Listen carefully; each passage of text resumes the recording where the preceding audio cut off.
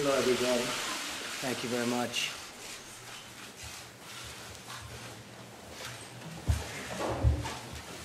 It's great to have you at the White House.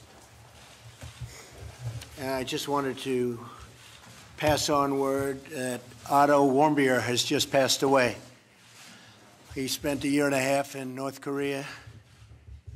A lot of bad things happened, but at least we got him home to be with his parents, where they were so happy to see him, even though he was in very tough condition, but he just passed away a little while ago. It's a brutal regime, and we'll be able to handle it. But I want to thank you all for being here, special people. I'm really thrilled to welcome many of you for the first time, and certainly the first time meeting as the American Technology Council. We're joined by an incredible group of leaders on the absolute cutting edge of innovation, including many CEOs from the world's most successful businesses. We have approximately $3.5 trillion of market value in this room, but that's almost the exact number that we've created since my election. In fact, I think we have you beat by a little bit, which is a pretty good number, but I congratulate you all. Done an amazing job. Thank you for lending your time and your talent to the American people.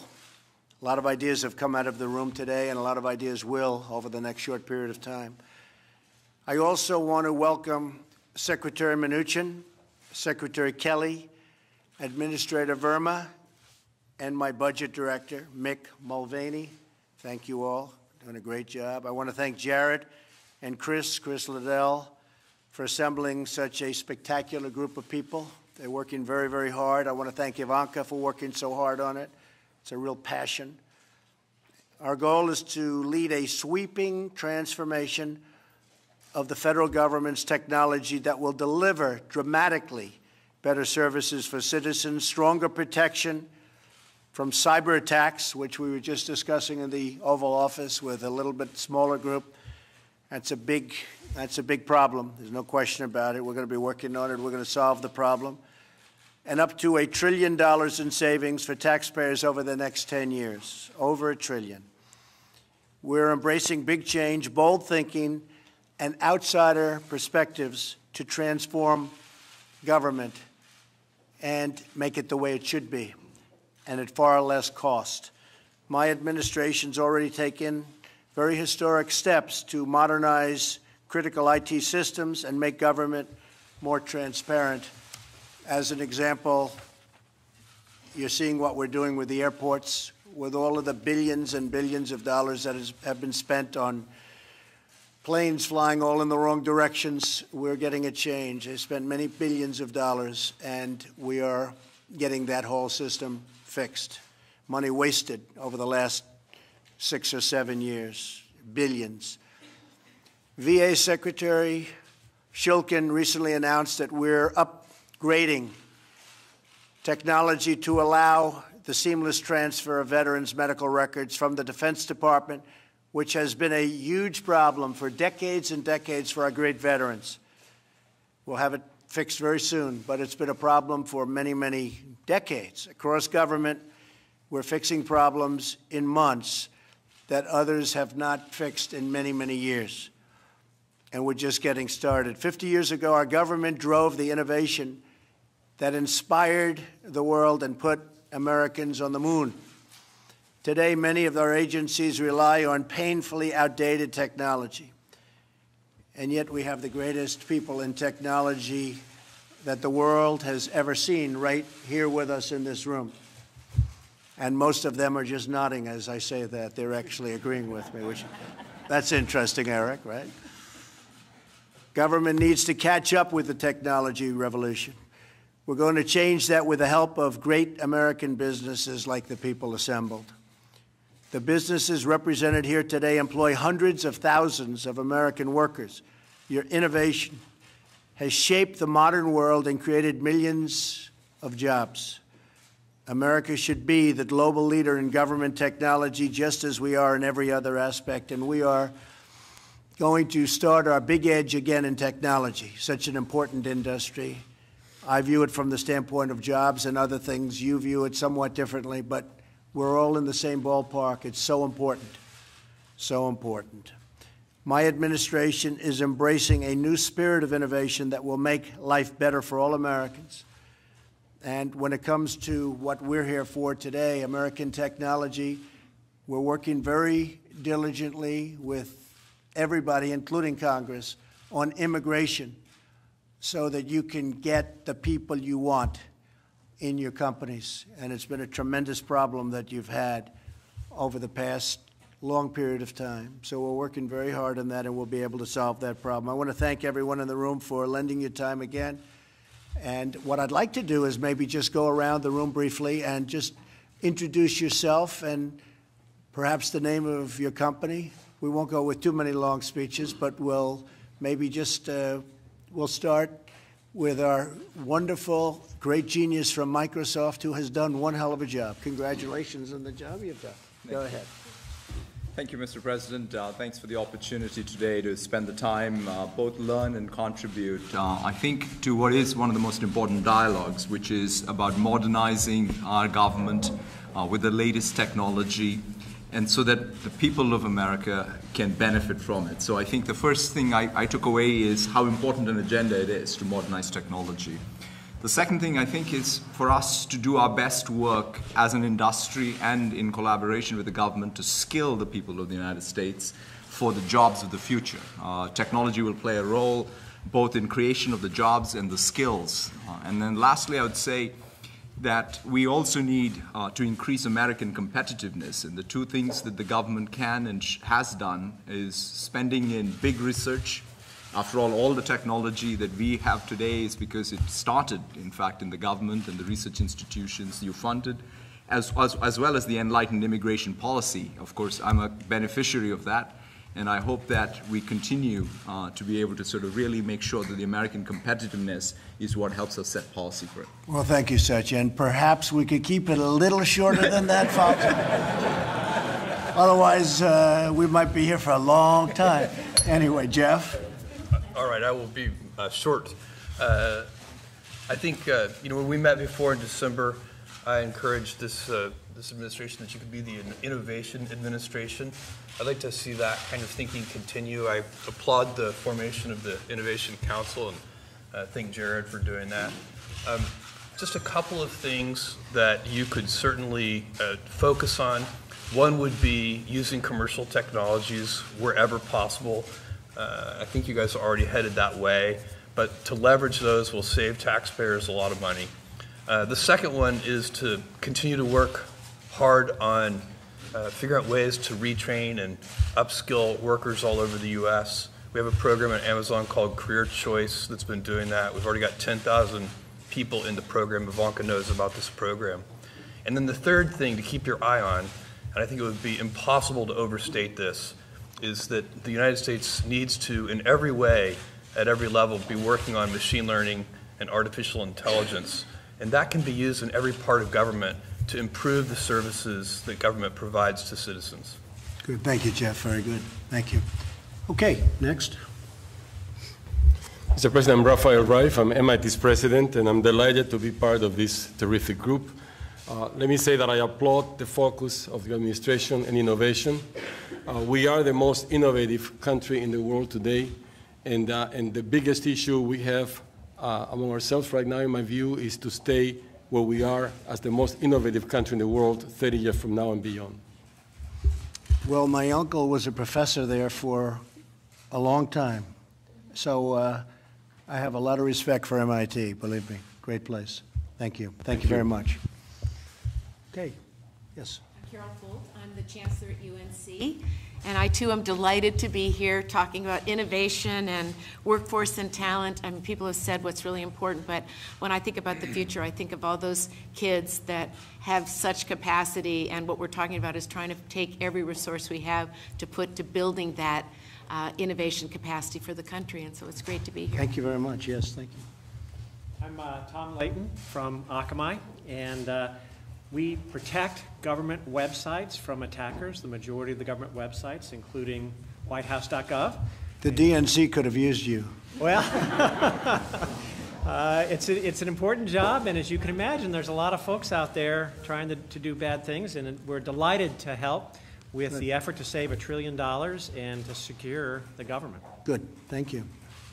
Thank you, Mr. President. I'm Zach Bookman, CEO of a company called OpenGov. We have about 1,500 governments across the country as customers of our smart government cloud for budgeting and intelligence and open data.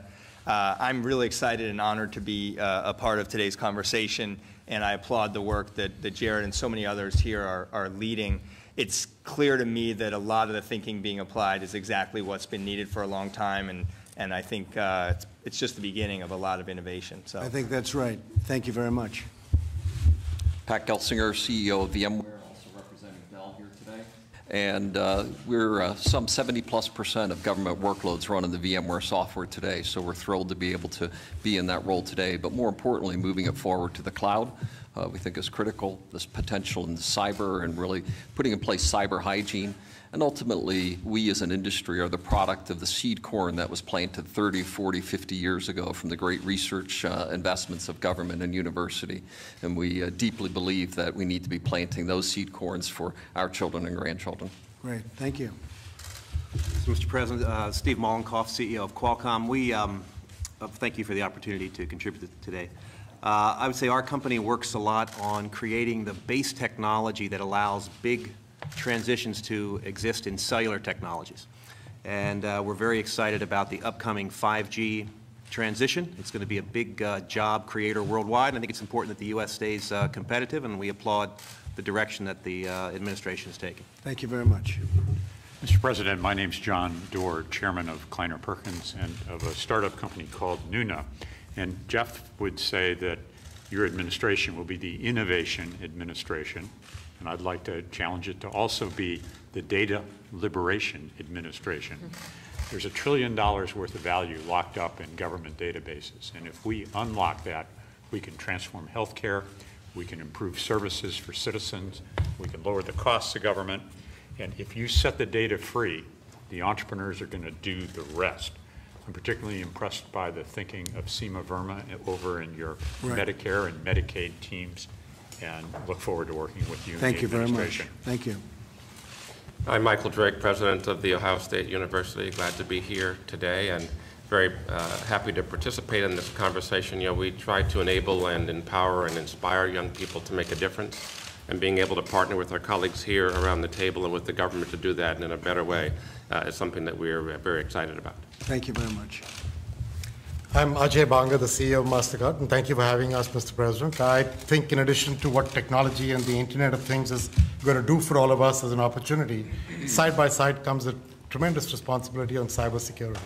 And I think working that the right way with the right public-private partnerships, but also working it where the weakest link, which is small merchants and the individual consumer, get the right level of safety that they demand from us is really important. And I think the level of engagement in that dialogue today was very, very interesting. Thank you very much. Thank you. Mr. President, Ginny Rometty from IBM. And you know, I've had the pleasure of being in a number, and the honor of being in a number of these sessions. And I think it's worth noting that the efforts around workforce development, around cybersecurity, around modernization, while they're difficult, in this short time, there has been progress already made. And so I would really say on behalf of both, you know, Ivanka and Jared and Chris and Reed, those of us who've been in it from the beginning, I can already see, and actions have been taken. So while these are difficult problems, I would just encourage us to keep going, because I actually can see the change happening already. So I think this is a good sign of progress. Thank you, Jenny. Yeah. Thank you very much. Mr. President, thanks to Jared and Ivanka for sort of driving this so hard. I'm absolutely convinced that during your administration, there's going to be a huge explosion in new opportunities because of the platforms that are getting built in our industry. Those will create huge, very large new business opportunities for which we entrepreneurs, technical talent, immigration, and so forth, that you understand. It can drive America very, very positively forward, and it's going to happen soon during your leadership. We will, Eric. Peter? Mr. President, I'm Peter Thiel. I'm a venture capitalist in Silicon Valley. Very honored to be here today with all these terrific people. I think that the tech industry is an industry that is doing well in America, and we need to sort of make it do even better and give it the support, the regulatory support, in all sorts of different ways. And I think your administration's off to a terrific start in doing these things. Thank you, Peter. Thank you for your help. Appreciate it. Mr. President, I'm Shantanu Narayan. I'm CEO of Adobe. We're the company that's best known for Photoshop and PDS. Thank you for having us today. Two quick things. One is, I think you're championing a culture of innovation. I think is going to be critical to our country's future leadership, and shared services for improving government will, I believe, drive a lot of efficiency. Thank you very much. Mr. President, Brian Krzanich, CEO of Intel. You know, what I got out of today is, first, is a great honor to be here and a real pleasure, but also it was a great outreach, I think, between the private-public partnerships that we can really drive innovation much, much faster. And so I hope today's just the start of what we can accomplish together. Thank you. A great company, and I appreciate it. Thank you very much. Deeply honored to be here. I'm Alex Karp, Palantir. Know many people in the room and in your White House from our work, and have supported General McMaster on the front line and many of the special operations people in America and around the world. What's very gratifying about what you're doing is the focus on getting more output for the input, which I don't think there's been a deep focus on in the past. And I'm really grateful to your staff for pushing that forward. We focused on rooting out waste, fraud, and abuse in the government, which is something I think all Americans would welcome, and I thank you for your efforts.